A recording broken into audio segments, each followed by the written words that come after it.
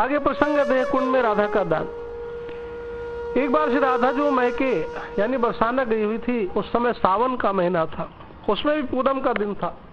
श्री राधा ने सखियों के संग श्री कृष्ण को कहला भेजा कि कल हम प्रातः ललता जी के घर जाएंगे, वहां कुंड में स्नान करेंगी, आप भी आ जाना, संग संग स्नान करके पुण्य लूटेंगे।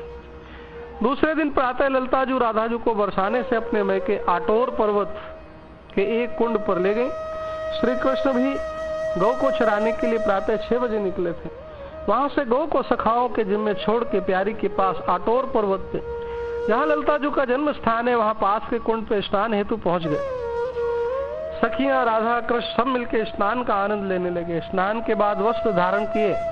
वस्त्र धारण करके पूजा पाठ दान इत्यादि पर्व के दिन करना चाहिए, तो पर्व स्नान का नियम पूरा किया। दैव योग से उसी वक्त एक ब्राह्मण वहां आया। वो दरिद्र ब्राह्मण था। वह श्री कृष्ण और राधा को जानता था। ब्राह्मण को देख के श्री राधा प्रसन्न हुई। चलो, दान देने योग्य पात्र भी सामने आ गया और वह ब्राह्मण गिड़गिड़ा के श्री कृष्ण से बोला कि हे ब्रजेश नंदन, मेरी एक विवाह योग्य कन्या है, परंतु अर्थाभाव में, धन के अभाव में किसी योग्य वर को कन्यादान नहीं कर पा रहा हूं, इसलिए आज पर्व के दिन मुझे कुछ धन प्रदान करें। श्री कृष्ण ने सोचा, किसी का अर्थ कुछ, किसी का कुछ, मेरा संपूर्ण अर्थ धन संपत्ति श्री राधा है, इसके अतिरिक्त मेरे पास कुछ भी अर्थ नहीं है। प्रकट रूप में उन्होंने ब्राह्मण से कहा, मैं तुम्हें थोड़ा अर्थ नहीं, अपना संपूर्ण अर्थ दान देना चाहता हूं। और ब्राह्मण तो सुन के खुश हो गया। श्री कृष्ण ने राधा जी को आगे करके ब्राह्मण से कहा, यही हमारे सर्वस्व अर्थ संपत्ति है, इन्हें तुम ग्रहण करो। ये सुनते राधा जी घबरा गई और ब्राह्मण भी अपना सिर पीटता हुआ बड़े दुखी होकर कहने लगा कि हे ब्रजेश नंदन, मैं तो पहले से ही एक लड़की का कन्यादान नहीं कर पा रहा हूं, फिर इन दोनों लड़कियों का कन्यादान कैसे करूंगा? ये तो मेरे लिए बड़ी विपत्ति है। अब मैं क्या करूं? मुझे तो कुछ स्वर्ण दान चाहिए। श्री कृष्ण ने देखा कि राधा भी उदास हो गई है, ब्राह्मण भी दुखी है। तुरंत धनपति कुबेर को याद किया। उसी समय एक दिव्य पुरुष विमान से आया और तराजू भी संग मिलाया।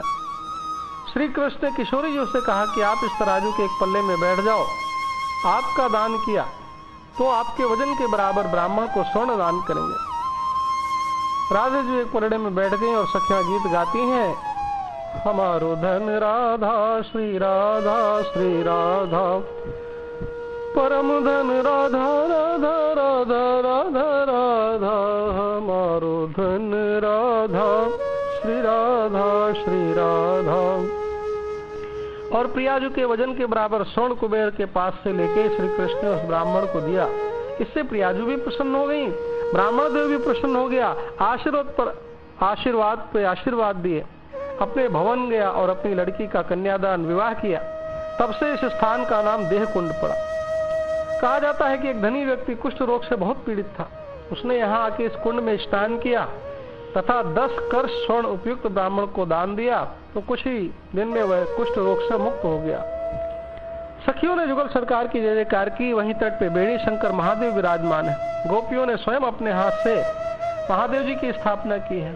जो लोग श्रद्धा पूर्वक इस देह कुंड में स्नान करते हैं और बेड़ी शंकर के दर्शन करते हैं, उन्हें त्रिवेणी संगम के स्नान का फल प्राप्त होता है। उसे कृष्ण की निर्मल भक्ति प्राप्त होती है और उसके सारे कष्ट मिट जाते हैं। बोलो जुगल सरकार की जय।